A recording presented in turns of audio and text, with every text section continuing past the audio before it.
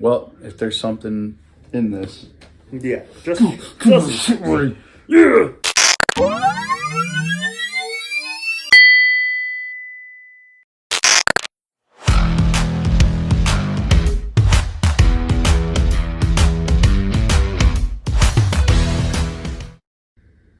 Let's see. Coming from comicbook.com. Like a Legendary actor, voice actor. So everybody has his voice. All the clones. He is every clone. He is everybody. Since 2008.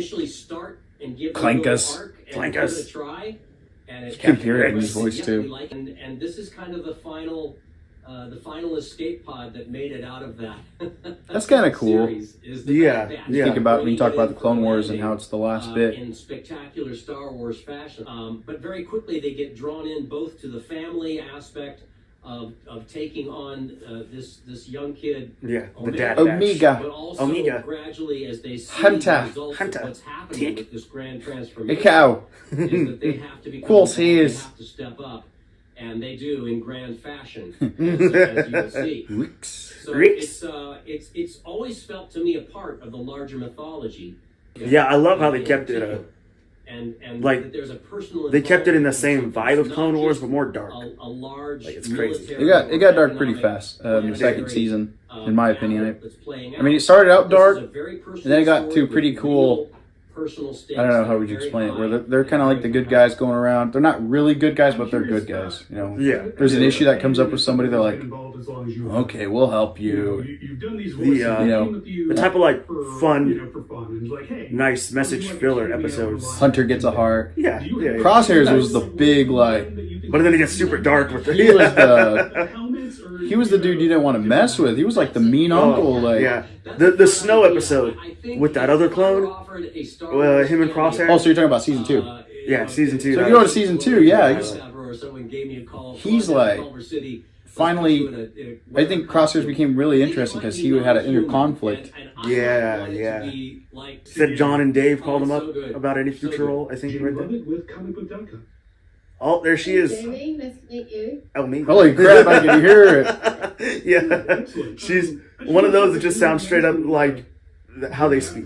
Presumably the end of Omega's story, at least, I haven't seen the last episode. Yeah, she doesn't even have to do an accent or anything. Yeah. I know with Star Wars, but Like with the other dude's voice, it was all light, but you could hear the clone voice in it. Yeah, he definitely has to do some voice acting. Yeah, you gotta change it. How this concludes. Yeah.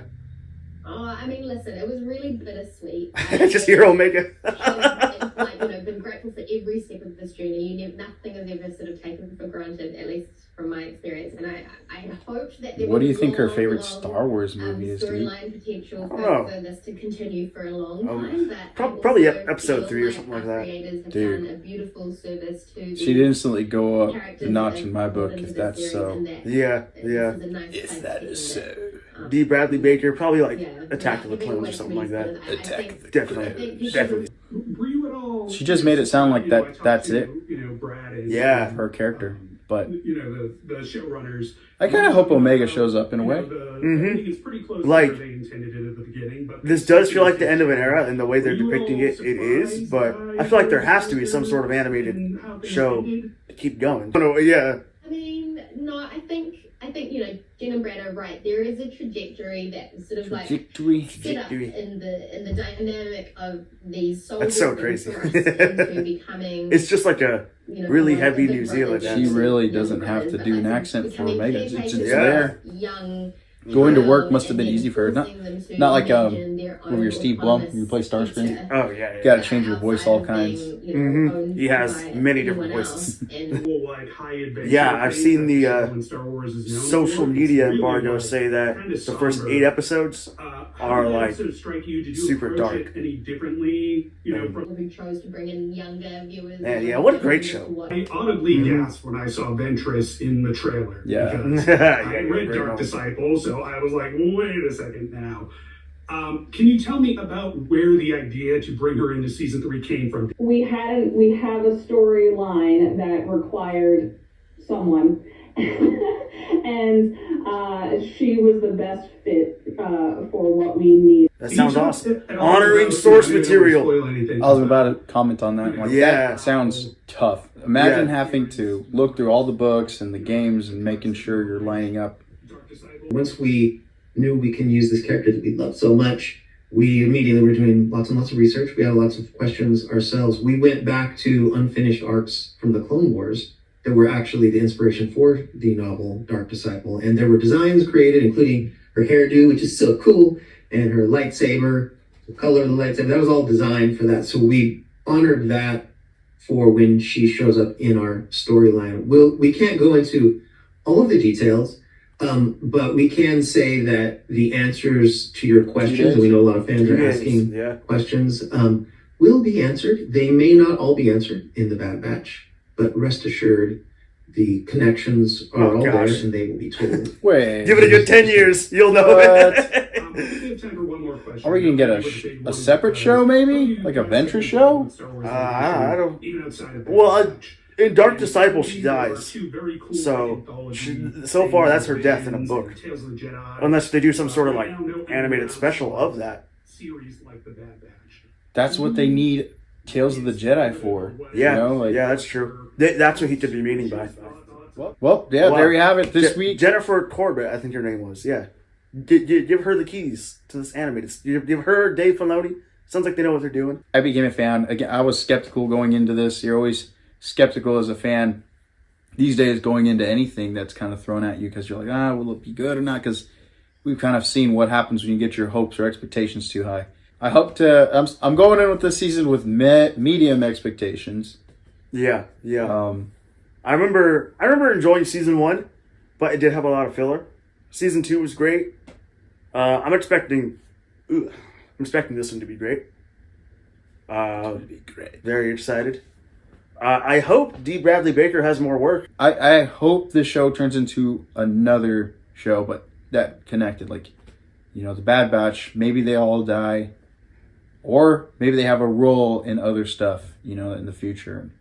Yeah, that'd be dope. You can still make stuff between episode 4 and 5, and maybe 5 and 6. And there's so much potential for between 6 and 7.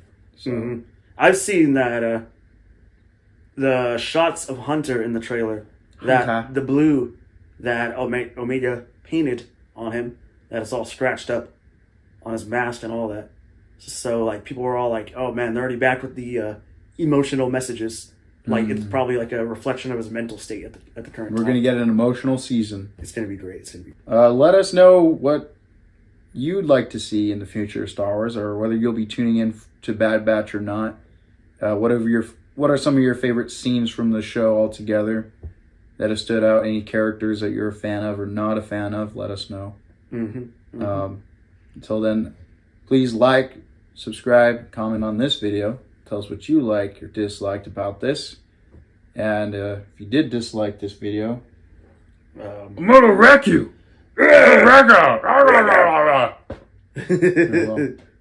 Cowabunga dudes. Cowabunga dudes. Cowabunga dudes.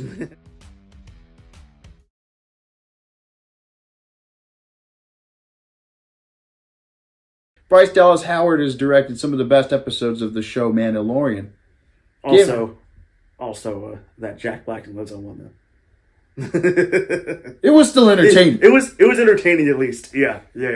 Not that one's overhated. She has talent. She still had some great ones.